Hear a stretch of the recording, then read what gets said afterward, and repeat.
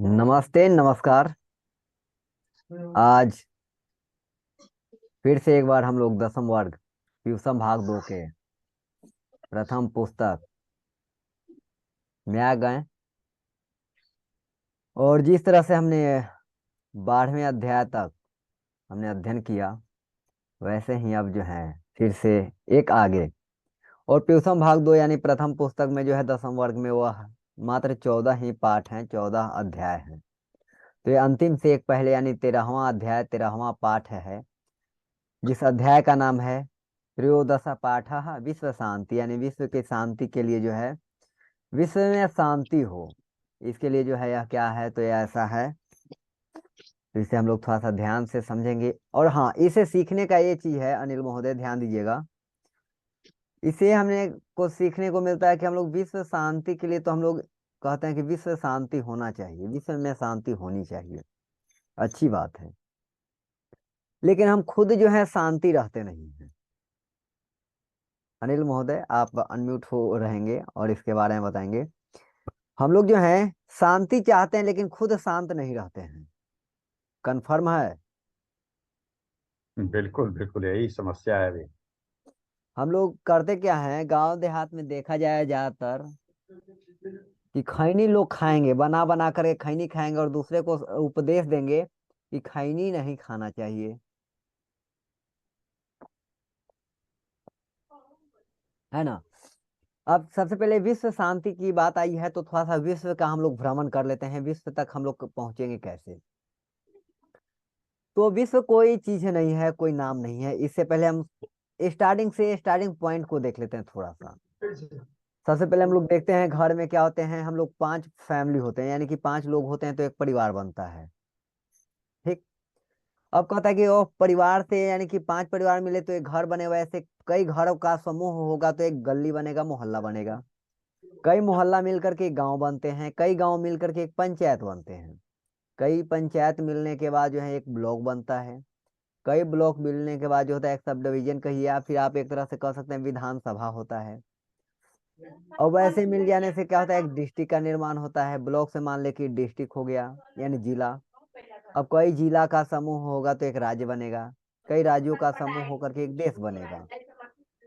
अब कई देशों को मिला करके, यानी कई देशों को मिला दिया जाए तो एक विश्व कहलाता है, जो पूरे देश की बात हो जाती है। ठीक है। अब कहते हैं हम घर पर शांत नहीं रह सकते हैं, तो विश्व को शांति का आशा भी हम नहीं रख सकते हैं। ठीक है। अब अभी जो है वर्तमान समय में कहा गया, पहले हम लोग पढ़ लेते हैं पाठ परिचय के बाद ही मैं बोलूँ तो थोड़ा अधिक अच्छी लगेगी बात ना। हाँ। पाठे अस्मिन् संसारे वर्तमानस्य अशांति वातावरणस्य चित्रणं तत्समाधानोपास उपायश्च निरूपतौ। देशेषु आन्तरिकीवायाः च अशान्तिः वर्तते, तामुपेक्ष्य न कश्चित् स्वजीवनं नेतुं समर्थः। सेयम् अशान्ति सार्वभौमिकी वर्तते इति दुःखस्य विषयः। सर्वे जनाः तयाः अशान्ताः चिन्तिताः सन्ति, संसारे तन्निवारणाय प्रयासः क्रियन्ते। महोदय, इस पाठ में जो है संसार में वर्तमान की स्थिति को देखते हुए, यानी बताया है, हिंदी भी हम लोग देखते हैं, हिंदी में देखेंगे तो ज्यादा बढ़िया रहेगा। कहता है कि इस पाठ में जो है संसार में वर्तमान का, यानी कि इस समय का जो चल रहा है अशांति वातावरण का चित्रण और उसके समाधान के उपाय को निरूपित किया गया, यानी कि उसके बारे में कुछ बतलाया गया। देश में आंतरिक और बाह्य, आंतरिक यानी कि देश के अंदर और बाह्य यानी कि देश के बाहर अशांति है। यानी अशांति केवल ऐसा नहीं हम कह सकते कि हमारे इलाका में अशांति है या फिर बिहार में अशांति है या फिर भारत में, बल्कि भारत में तो है ही, लेकिन भारत के बाहर भी अशांति का ही माहौल है। ठीक है? उसकी उपेक्षा कर कोई अपने जीवन को आगे नहीं बढ़ा सकता। यह शांत कहता है कि उसकी अपेक्षा करने के बाद, उपेक्षा करने के बाद जो है हम लोग कोई जो है अपना जीवन में आगे नहीं बढ़ सकता है। यही अशांति सबों के लिए है, यही दुख का विषय है। सभी लोग उस अशांति से चिंतित है। संसार में उससे निवारण के उपाय को किया जा रहा है। कहता है कि जब तक हम लोग अशांत रहते हैं, मन अशांति रहता है तो कोई भी सुलभ काम नहीं होता है, ये तो कन्फर्म है। ठीक है। अब कहता है कि यदि हमारे वो व्यक्तिगत रूप में हमें पता चलता है कि अशांत रहने से कोई कार्य नहीं होता है, तो देश में भी जहाँ शांति का माहौल बना हुआ है, जहाँ देश जो है शांति में है, वहाँ का भी कोई सिस्टम बदलने वाला नहीं है, और वहाँ की भी वृद्धि विकास रुक जाना ही पॉसिबल है, क्योंकि इसके विषय में क्या निर्मोह है, सही है।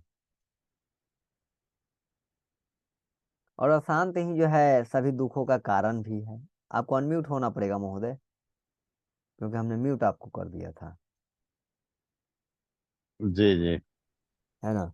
तो अशांति जो है दुख का कारण है, सही है। हाँ। चलिए। अरे चाहे यूक्रेन हम्म। ले लीजिए या फिलिस्तीन ले लीजिए, सब जगह तो शांति है अभी। और उसके साथ साथ बाकी सब में अशांति है, कोई शांति में है नहीं।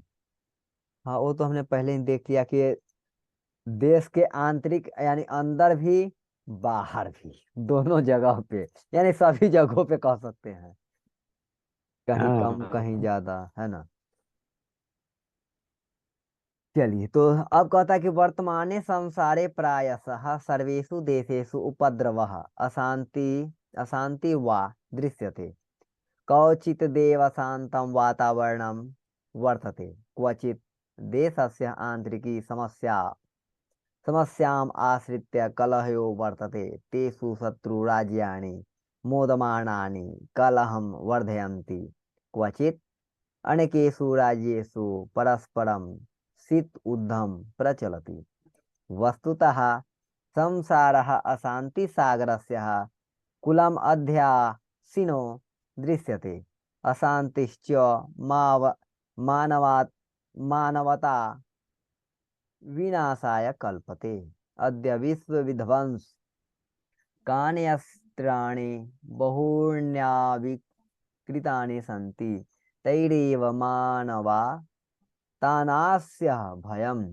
कहता है कि वर्तमान में संसार में प्रायः सभी देशों में उपद्रव या अशांति दिखाई पड़ रहा है। उपद्रव का मतलब होता है कि उपद्रव करना, वो भी एक अशांत का ही रूप होता है, उपद्रव। ठीक है।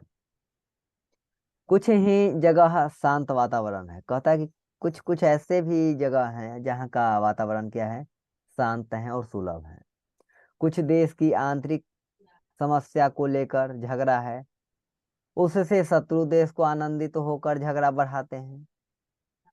कहता है कुछ का अपना समस्या है, उसके वजह से जो है, अब जैसे किसी को समस्या हो या ना हो, समस्या वाला एक अपना देश है अपना बगल में, पड़ोसिया भाई कहते हैं। उसका यदि कोई कह दिया जाए कि भारत की ओर देखना है, तो कहेगा कि चलिए ना, हम भी आपका साथ हैं। क्या महोदय, बिल्कुल सही। आप उस जगह पे रहे हैं कि नहीं? हाँ, अवंतीपुर में रहा ना, श्रीनगर। अच्छा, वहां रहे हैं। तो हाँ। हमें लगता है कि वो जो है अपना देश के बगल में वाला देश, वो हमेशा जो है रेडी ही रहबे करता है कि चलिए भारत जाना है तो हम भी चलेंगे। अरे उसका काम ही यही है। तो कहता है कि कुछ जो है अपना समस्या को लेकर, और कुछ दो जो होता है कि शत्रु देश को आनंदित होकर झगड़ा बढ़ाते हैं। कुछ अनेक राज्यों में परस्पर शीत युद्ध चल रहा है, यानी कि क्या बोल सकते हैं कि वहां पर युद्ध चल रहा है। वस्तुतः संसार शांति सागरों के किनारों, जो संसार है ना, अशांति के सागर के किनारे पर बैठा दिखाई पड़ रहा है। हम लोग मंदाकिनी नदी में जो है, हम हर चीज का चित्रण किए थे, उसी प्रकार से हम यहाँ पर सारा चीजों का चित्रण कर रहे हैं। ठीक है। अब कहता है कि दिखाई पड़ रहा है अशांति से मानवता, कहता है कि अशांति से मानवता का विनाश का जो होता है कल्पना करते हैं। मानवता का भी विनाश अशांत से ही होता है। जब तक आप शांत है तभी तक बढ़िया है। अशांत होना प्रारंभ हुए कि इसका मतलब है कि समझिए कि विनाश की ओर प्रस्थान कर दिए हैं। और शांति जो है ना, विनाश का पहला कदम है। हम्म। वो तो है। अब कहता है आज विश्व को नाश करने वाले बहुत से अस्त्रों शस्त्रों का भी आविष्कार हो गया है। उसी से मानवता को न न के बराबर भय है। कहता है कि आज हमारे पास जो है, अपने देश की बात कहें या मतलब हर लोगों के पास क्या हो गया ना, कि अस्त्र शस्त्र हो गया है। जैसे पहले जो है बहुत सारे देश कहते थे कि हमारे पास ये है ये है, तो हमारे देश में भी आज बहुत सारे चीज आ गए हैं ना। हमारे देश में भी बहुत सारे चीज हो गए हैं और विशाल विशाल हो गए हैं। उसी के लिए हमारे फेमस हुए कौन, डॉक्टर एपीजे अब्दुल कलाम जी, है ना। हम्म। अब यहाँ तक हम बात समझ में आ गई। तो कहता है कि यहाँ पे मानवता को नष्ट करने के लिए एक और चीज है महोदय, जो मैं इसमें जोर देना चाहता हूँ। इसमें तो लिखा हुआ नहीं था लेकिन मैं बता दूं, इसमें मेरे को उतना भर जानकारी हुई तो मैं बोल देना चाहता हूँ। जैसे अशांत का कारण और क्या है, लोभ। लोभ है, हम किसी भी चीजों से लोभ कर लेते हैं तो अशांति का वो भी कारण बनता है ना। और सबसे बड़ा शस्त्र, वहां शस्त्र की बिल्कुल। बात, अस्त्र और शस्त्र की बात किया गया है, तो उससे बड़ा शस्त्र जो है हमारा परस्पर का, हम लोगों का जो होता है ना, तो क्या बोलते हैं, बोली, वाणी। वाणी सबसे खतरनाक शस्त्र होता है। बिल्कुल बिल्कुल। वाणी का घाव भर नहीं सकता, बाकी गोला बारूद का जो बहाव, घाव जो है वो भर जाता है, लेकिन वाणी वाला घाव नहीं भरता है। क्योंकि शांति का कारण हम लोग ढूंढ रहे हैं, तो अशांत होने का सबसे बड़ा कारण यही है कि हम लोग का वाणी जो है ना, यानी आवाज जो है, हम लोग बोलते हैं तो ऐसा हो जाता है कि ठेस ठेस पहुंचना होता है। तो बदला, बदला तो होगा। तो ये क्या होता है, जड़े हैं। आगे की ओर प्रस्थान करते हैं क्योंकि इसमें थोड़ा अधिक पढ़नी है और समय भी पर्याप्त नहीं है ना। अशांते कारणम तस्याह निवारणोपायश्च सावधानतया चिन चिंतनितौ कारणे ज्ञाते निवारणस्य उपायोऽपि ज्ञायते इति नीतिः। वस्तुतः द्वेष, असहिष्णु असहिष्णुता च अशान्ते कारणं द्वयम्। एको देशः अपरस्यः उत्कर्षः दृष्ट्वा द्वेष्टि तस्य देशस्य उत्कर्षनाशाय निरन्तरं प्रयतते। द्वेषः एवं असहिष्णुतां जनयति। इमौ दोषौ परस्परं वैरम् उत्पादयः, स्वार्थश्च वैरं प्रवर्धयति। स्वार्थ प्रेरितो जनः अहम भावेन परस्य धर्मः जातिं सम्प्रतिं क्षेत्रं भाषां वा न सहते। आत्मन एव सर्व सर्वम् उत्तस्कृतम् इति मन्यते। राजनीतिज्ञश्च अत्र विशेषणं प्रेरकाः। सामान्योः जनः न तथा विश्वासनपि बलेन प्रेरितो जायते। स्वार्थोपदेशः बलपूर्वकस्य निवारणीयः। परो एक सेकेंड, हाँ। परोपकारं प्रति यदि प्रवृत्ति उत्पाद्यन्ते तथा तदा सर्वे स्वार्थं त्यजेयुः। अत्र महापुरुषाः विद्वांसः चिन्तकाश्च न विरलाः सन्ति। तेषां कर्तव्यम् इदं यत् जने जने समाजे समाजे राज्ये राज्ये च परमार्थवृत्ति जनेयुः। कहता है, अगर दुनिया शांत हो जाए, शांति का माहौल हो जाए, इसके लिए क्या क्या आप कह सकते हैं अनिल महोदय, क्योंकि आप तो इससे परिपूर्ण हैं। तो क्या अगर किया जाए कि दुनिया जो है एकदम सब शांति का माहौल बन जाए, अशांति ना हो।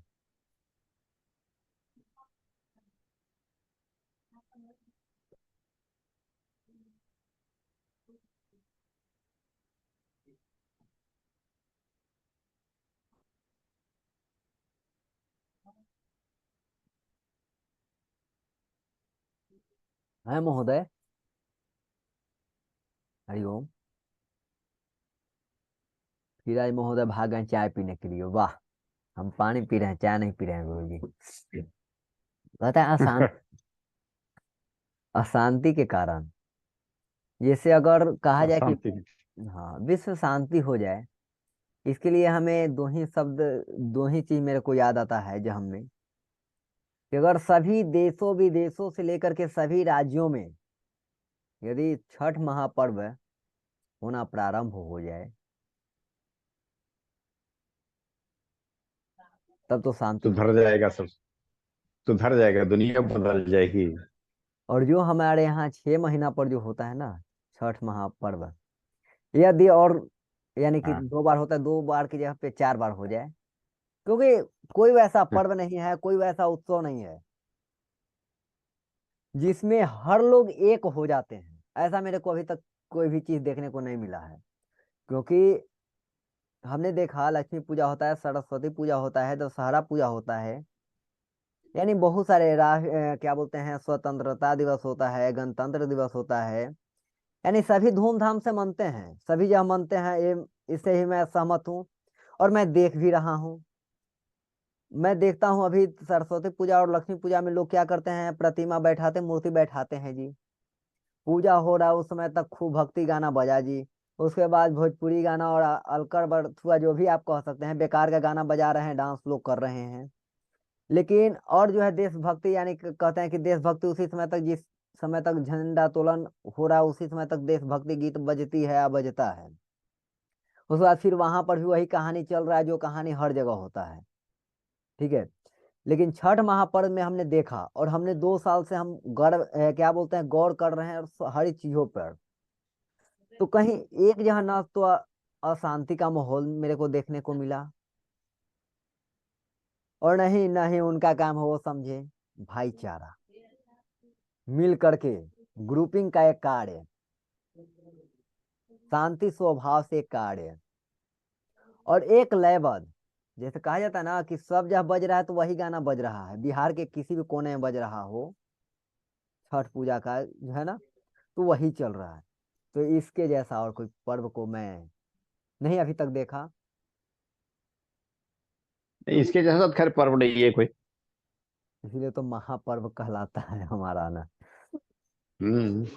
क्योंकि इसमें सभी लोग को एक्टिव देखते हैं। तो अगर ऐसा सभी स्थानों पर हो तो लोग एक रूपता का भाव ला सकते हैं। और यही ग्रुपिंग, इससे बहुत कुछ सीखने को मिलता है, इससे सीखने का आवश्यकता भी हम लोगों को है। हम लोग सीखेंगे, अभी तो प्रारंभ किया हूँ उसको देखने के लिए ही, और धीरे धीरे धीरे धीरे मैं भी उससे कुछ सीखूंगा और प्रभावित तो जरूर होता हूँ। अशांति के कारण बताया गया है और उसका निवारण का उपाय भी बताया गया है। हम लोग के यहाँ बहुत बड़ी बात होती है ना कि दहेज प्रथा जो है बेकार है कैसे, और दहेज प्रथा जो है बढ़िया है कैसे। आप उसके जो है क्या बोलते हैं, उसके सब समर्थन में भी लिखिए, और उसके क्या बोलते हैं, उसके समर्थन में भी आप लिखिए कि समर्थन है, उसके विरुद्ध आप। हाँ, दोनों मेरे को लिखने के लिए मिलता है। तो कहा गया कि अशांति हो रहा है ना, इसका कारण बताइए और उसको निवारण का उपाय बताइए, दोनों चीज आप जी। बताइए। तो कहता है कि किसी भी कार्य को जो है सावधानी पूर्वक जो है विचार कर लेना है, हो सकता है। ठीक है। और कहता है कारण की जानकारी, निवारण के उपाय की भी जानकारी होनी चाहिए, हो जाती है। जैसे कोई भी मान लीजिए कि कोई गलत हो गया, उसके लिए अगर 5 लोग बैठ करके उसकी पे जिक्र कर लेते हैं तो वो चीज सोल्व हो जाता है ना, वो बढ़िया हो जाता है। यह नीति शास्त्र कहता है कि दोष और असहिष्णुता, दूसरों की उन्नति अच्छी नहीं लगता, क्या है नहीं लगना, ये अशांति का। अब जो है किसी को देख करके जलन, ईर्ष्या, द्वेष भाव, कहते हैं ना, जैसे गांव में किसी का 4 व्हीलर नया लिया जाएगा तो 3 दिन किसी किसी के यहाँ जो है आग नहीं जलेगा, क्या बोलते हैं, चूल्हा नहीं जलेगा जी।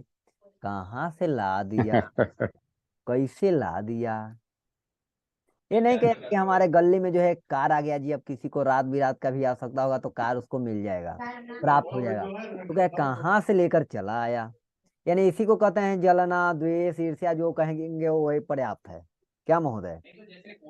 बिल्कुल बिल्कुल। तो ये भी क्या है, ये अच्छी उन्नति के लिए नहीं, ये जो है अशांति का एक बहुत बड़ा जो है दो ये है। ऐसे ही क्या कहता है कि एक देश जो है दूसरे देश को उन्नति करके देख करके कैसे जो है वो जीत गया जी, का है। अब यानी कि कहने का मतलब कि दूसरा देश को भी देख करके, जैसे हम लोग अपना गांव में देख करके चलते हैं ना, वैसे ही दूसरे स्थानों पर भी लोग क्या करते हैं, दूसरे देशों से देख करके यदि जलते हैं तो वहां भी यही कंडीशन होगा, जो कंडीशन यहाँ होता है वही कंडीशन वहां भी होगा। अब कहता है कि कोई अपना धर्म के नाम को लेकर के कोई जो है जाति के नाम को लेकर के, यानी अपने स्वार्थ को बढ़ा करके दूसरे से वैर वैर उत्पत्ति उत्पन्न करवाना, अपना स्वार्थ को प्रेरित करना, अहंकार को बढ़ाना। जैसे आज की कहानी क्या है, मान लीजिए कि गांव में जो है एक बुलेट है, आज से 5 साल पहले से कोई चढ़ रहा है, और कोई अभी ले लेगा एक बुलेट, तो जानते हैं क्या होगा यहाँ पर? कहेगा कि उ नया ले लन नया ले लेलन, आज न ले लेलन हो, 5 साल पहले से बुलेट हम ही न चढ़ी थी। ये भी बहुत बड़ा भयंकर कारण है, क्या अनिल महोदय, है ना? ये भी बहुत बड़ा भयंकर कारण है। ते क्या यानी अहम दिखा रहा है ना? हाँ बिल्कुल। तो इससे भी अशांति का कारण इसको भी बतलाया गया कि ये भी क्या है, अशांति के कारण है। अहंकार यानी अशांति का कारण है। अब दूसरे शब्दों में कह दिया कि धर्म, जाति, संपत्ति, क्षेत्र अथवा भाषा से ये सब करते हैं, तो ये भी क्या है, ये भी बेकार ही चीज माना जाए, इससे भी अशांति होती है। अनिल महोदय, आप कहीं हैं क्या घर पे? आपका लगता है कि आज थोड़ा सा ईगो अधिक है। चलिए कोई बात नहीं। अब कहता है कि राजनीतिक रूप से जो क्या है अशांति में विश्वास नहीं करते, इसके बावजूद भी जो है बलपूर्वक उनको प्रेरित किया जाता है। स्वार्थ संबंधित उपदेश को बलपूर्वक निवारण करनी चाहिए। और कहता है परोपकार। देखिए सबसे बड़ी बात तो है कि परोपकार, यदि परोपकार करेंगे तभी ये सब संभव है। तो अच्छी बात है, कहता है कि परोपकार अगर हो तो परोपकार होगा तो हो सकता है। और कहता है कि अपना सभी स्वार्थों को त्याग कर देनी चाहिए। यदि शांति चाहिए तो इस संसार में महापुरुष, विद्वान और चिंतकों कभी कमी नहीं है। उन सबों का कर्तव्य है कि हर एक लोग को, हर एक समाजों और हर एक देशों में परोपकार के कार्य की भावना पैदा करे। इसके लिए तो कार्य जारी है ही। यानी कि सबसे सरल उपाय आप समझे कि परोपकार करेंगे, किसी मतलब किसी को मदद करेंगे, आप खुद प्रसन्न रहेंगे, और प्रसन्न रहेंगे तो अशांति नहीं होगी। क्योंकि कभी जो है खूब मुस्कुराते हुए लोग का ये नहीं कहता कि मैं ये कर दूंगा, वो करूंगा, मैं ये ऐसा करूंगा, वैसा करूंगा। जो मुस्कुरा रहा है तो क्या है, वो शांत है।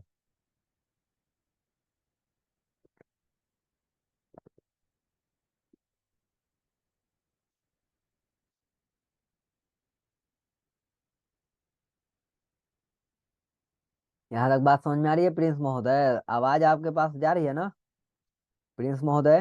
हाँ, जी महोदय। आवाज आ जी। आवाज आ रही है। हम्म। ठीक है अनिल महोदय, आगे चला जाए, थोड़ा सा और है, हम लोगों को बढ़ना है ना। शुष्कः उपदेशश्च न पर्याप्तः प्रयुतः तस्य कार्यान् वयञ्च जीवने निवार्यम् उक्तं च ज्ञानं भारः क्रियां विना देशानां मध्ये च विवादान् शययितुमेव संयुक्त राष्ट्र संघ प्रभृत्यः संस्थाः सन्ति। ताश्च काले काले असंगितमपि विश्वयुद्धं निवारयन्ति। भगवान् बुद्धः पुरा काले एव वैरेण वैर्यस्य शयनम् असम्भवः प्रोक्तवान्। अवैरेण करुणमया मैत्रीभावेन च वैर्यस्य शान्ति भवतीति सर्वे मन्यन्ते भारतीयाः नीतिकाराः सत्यमेव उद्घोषयन्ति। सुखा उपदेशः पर्याप्त कहता है कि सूखा उपदेश पर्याप्त नहीं होता, बल्कि उसको जीवन में कार्यान्वयन करना भी अनिवार्य है।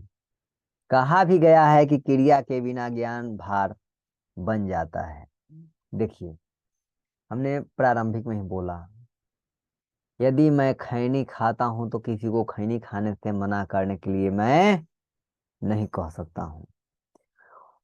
और इसके लिए एक और है कि 10 मिनट का घंटी बजा दिया जी, सुनते हैं मन भर, सुनते हैं मन भर, देते हैं टन भर।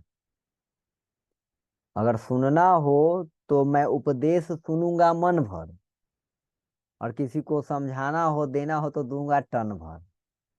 अगर बात कही जाए कि ग्रहण कितना किया आपने, तो ग्रहण करता हूं कन भर। क्या महोदय?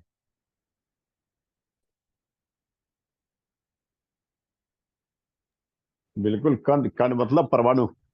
कण मतलब मात्र नाम का, 100 शब्दों में एक शब्द को कण हाँ। कण कह सकते हैं। तो कहता है कि सूखा उपदेश पर्याप्त नहीं होता है, बल्कि उसको जीवन में क्या है, तो उसको जीवन में आप अनिवार्य रूप से जो है जीवन में आप कार्य में अपना वो लाते हैं तो। और बतलाया गया है कि क्रिया के बिना जो है ज्ञान क्या है, भार स्वरूप है। देशों के बीचों में कहता है कि देशों के बीच में विवादों को शमन के लिए संयुक्त राष्ट्र संघ, यहाँ पे घ होना चाहिए, संघ आदि संस्थाएं हैं, वे सब समय समय पर विश्व युद्ध को आशंका को निवारण करते हैं, है ना। भगवान बुद्ध प्राचीन काल में ही वैर से वैर का शमन को असंभव कहा है, निर्वैर करुणा और मैत्री भाव से वैर की शांति होता है। यह सभी मानते हैं। भारतीय नैतिकार लोगों ने सत्य ही कहा है। क्या कहा है? अयम निजः परो वेत्ति गणना लघु चेतसाम, उदार चरिता नाम तू वसुधैव कुटुंबकम। अर्थ यह है कि अपना अथवा यह पराया, यह गणना छोटे हृदय वाले लोग करते हैं। उदार हृदय वाले के लिए सारी धरती कुटुंब है, अर्थात परिवार है। क्योंकि भारत ही एक ऐसा देश है जो सभी को परिवार ही मानता है। विश्वास नहीं है तो एक श्लोक उठाकर देख लीजिए। सर्वे भवन्तु सुखिनः सर्वे सन्तु निरामया सर्वे भद्राणि पश्यन्तु मा कश्चित् दुख भाग भवेत्। यह जो है श्लोक गाने वाला कोई और देश नहीं है, बल्कि हमारा अपना देश ही क्या है, भारत है। क्या अनिल महोदय? जो कि सभी लोगों के हित के बारे में सोचता है। क्या? बिल्कुल, भारत ही एक ऐसा देश है और हमारा धर्म ही एक ऐसा है जो कि सिर्फ विश्व को अपना जो न परिवार मानता है। बिल्कुल। अब कहता है कि परपिंडनम आत्मनाशाय जायते परोपकारश्च शांति कारणं भवति, यद्यपि परस्य देशस्य संकट काले अन्ये देशा सहायता राशि सामग्री च प्रेषयन्ति इति विश्व शांति सूर्योदयो दृश्यन्ते। कहता है कि दूसरों को दुख पहुंचाना अपने नाश के लिए होता है। हमने एक कहानी बार बार कहता हूँ, जहां पर ही जाता हूँ वहां पे कहता हूँ। एक कांटी सलाई की तिल्ली समझते होंगे ना। एक सलाई की तिल्ली जो दूसरों को जलाने के लिए पहले अपना खुद का अस्तित्व गायब कर लेती है। क्योंकि जैसे उसमें से तिल्ली से आग निकलती है ना, तो उसका सबसे पहला नाश किसका होता है, तो तिल्ली का होता है। इसके बाद अगला जो है लहरेगा या नहीं लहरेगा उसका कोई फिक्स नहीं है बाबा। लेकिन वह सलाई का तिल्ली अपना सर्वनाश स्वयं कर लेगा, ऐसा एकदम कन्फर्म है। तो वैसे ही कहता है कि दूसरों को दुख पहुंचाना अपने नाश के लिए होता है, और परोपकार से शांति, और परोपकार जो है शांति का कारण होता है। परोपकार करते हैं तो शांति का कारण बनेगा। आज भी दूसरे देश के संकट काल में अन्य देश सहायता राशि और सामग्री भेजते हैं।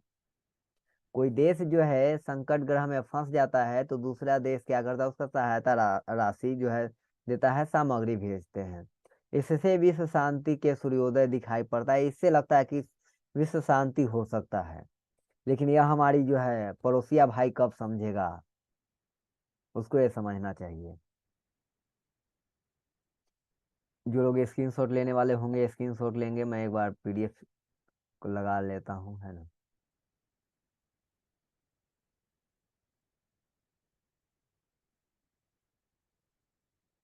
तब प्रिंस महोदय समझ में आ रही है आपको बात?